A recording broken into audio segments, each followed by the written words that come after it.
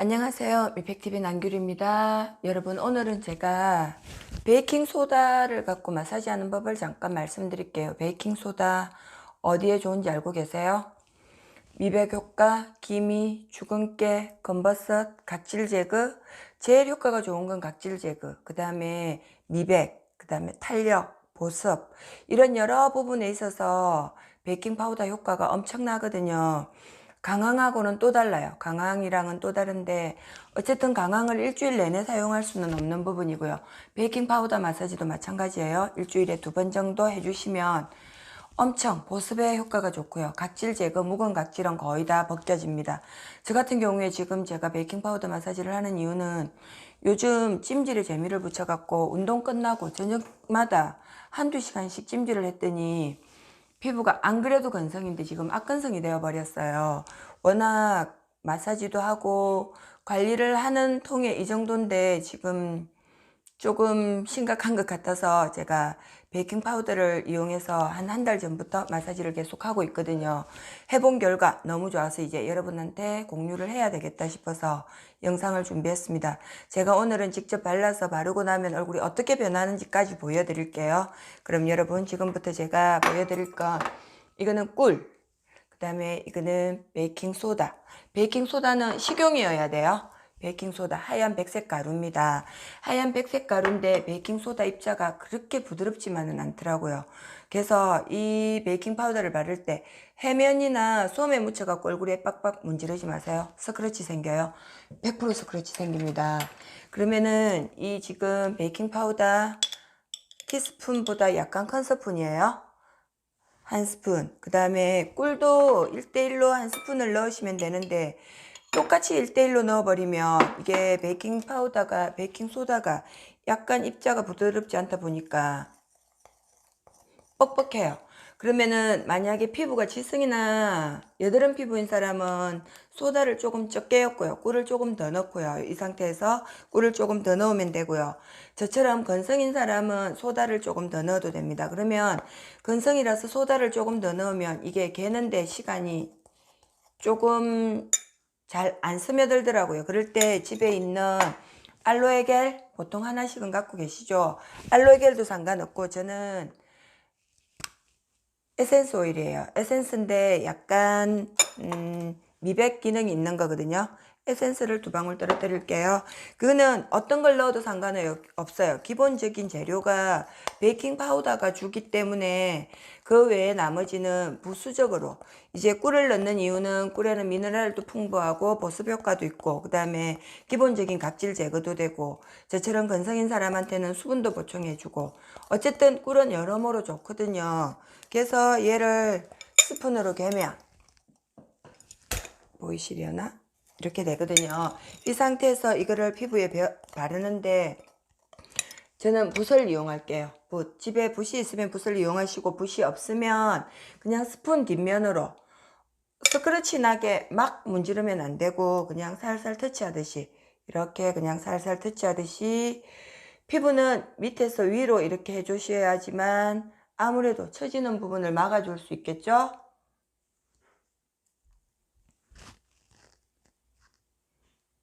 이렇게 열심히 바르셔서 남으면 목깨도 이용을 하시고요. 그 다음에 손, 그 다음에 샤워할 때 하시면 몸에도 바르고 나면 너무너무 좋아요. 일주일에 2번 정도? 그 다음에 만약에 이렇게 마사지 하는 게 번거롭고 싫으면 각질 제거만 목적으로 한다면 우리가 사용하고 있는 폼클렌싱 있죠. 폼클렌싱에다가 소다 살짝, 하얀 소다 폼클렌싱 짜서 거기에다 살짝 뿌려서 같이 비비면 웬만한 각질 제거는 다 됩니다. 이런 웬만큼은 다 발라졌거든요. 이게 예민한 눈 주위나 입 주위만 제외하고 그 외에 이렇게 살살 바르셔서 마를 때까지 10분 정도 강황보다는 짧게 걸려요. 10분 정도 지나면 저는 남아서 목주름을 목에다가 바를게요. 저도 목주름이 별로 없는 편이었는데 이게 진짜 나이를 속일 수가 없나 봐요. 그렇게 목에 주름 없고 목 뭐래? 탄탄하다고 그렇게 얘기를 했는데 어느 순간인가 보니까 목에 없던 점도 생겨 있고 주름도 생겨 있고, 저는 진짜 목에다가 많이 공을 들였거든요. 목주름이 목이 길고 주름이 없다 하니까 그냥 두면 안 되겠더라고요. 괜찮을 때 관리를 해야지 싶어서 아이크림을 진짜 눈 밑보다 목에다 더 많이 갖다 발랐는데 어느 순간인가 보니까 뭐 세월에 장사 없다고 했죠? 이렇게 있다가 이제 제가 마르면 씻을게요. 아까 한 스푼 한 스푼 넣고 저는 에센스 잠깐 떨어뜨렸잖아요. 여기에 코코넛 오일 넣는 분들도 계시고 알로에 겔 넣는 분들도 계시고 우유 넣는 분들도 계시고, 근본적인 기본적인 재료는 베이킹소다입니다. 베이킹소다가 가져다 주는 김이나 주근깨, 그 다음에 미백, 보습, 안 되는 게 뭐지? 일단은 각질 제거가 제일 커요.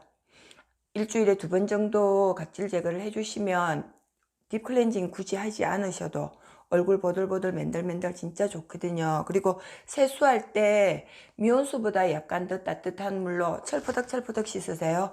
절대로 문지르면 안 됩니다. 문지르면 피부가 예민한 부분 분명히 스크래치 납니다. 그리고 천연팩으로 마사지 할 때는 본인 피부에 맞는지 안 맞는지 혹시나 테스트 안 해보고 했다가 얼굴에 붉은 반점 올라와 버리면 그때는 이미 늦은 거잖아요. 그러니까 하시기 전에 손목 안쪽에 살짝 이렇게 찍어서 테스트를 해보면 내 몸이랑 안 맞으면 알러지가 있는 분들은 튀어오르거든요. 아니면 붉은 반점이 생기거나 가렵거나 그런 분들은 하시면 안 돼요. 그렇지 않은 분들 그 외에는 거의 다 누구나 사용해도 상관없습니다. 그리고 손에도 하고 나면 손도 우리 얼굴보다 더 귀한 부분이잖아요. 그리고 우리 손만큼 우리를 위해서 많이 애써준 손발 그죠? 그렇게 열심히 노력해 주잖아요. 남으면 손을 하지 말고, 어쩌면 먼저 손을 해야 되는지도 모르는데 손에 마사지를 해버리면 다른 얼굴을 할 수가 없으니까 남은 걸로 손에 마사지 하시고 손 씻어주시면 손도 보들보들해지거든요. 그리고 하얘져요. 100% 하얘져요. 이렇게 있다가 어느 정도 마르면 10분 정도 지나면 마르거든요. 그러면 제가 씻고 어떻게 변했는지 여러분들한테 보여드릴게요. 조금만 기다리세요.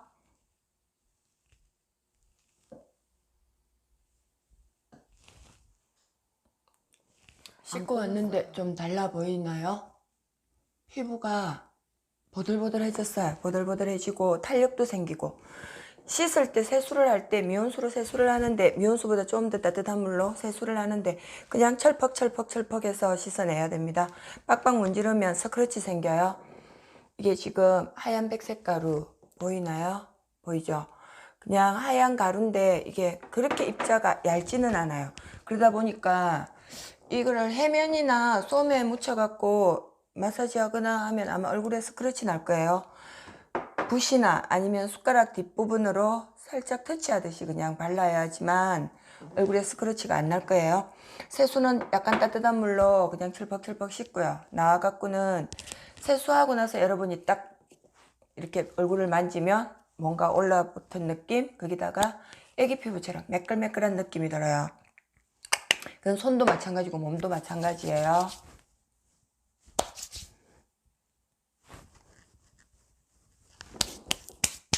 피부가 다르다는 느낌이 있어요. 손도 아까 발랐는데 다르고요. 목도 다르고 전체적으로 다 다른 느낌이거든요. 그러니까 마사지 하실 때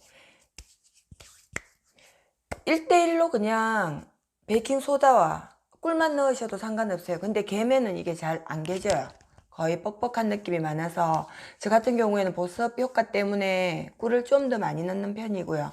저번 주 하고 그저께 할 때는 저는 그 전에 할 때는 알로에 겔을 넣고, 며칠 전에 할 때는 집에 있는 그냥 에센스 2방울 떨어뜨려 갖고 했거든요. 그러면 약간 조금 더 촉촉한 느낌이 조금 더 있어요. 집에 있는 거 어떤 거든 상관없어요.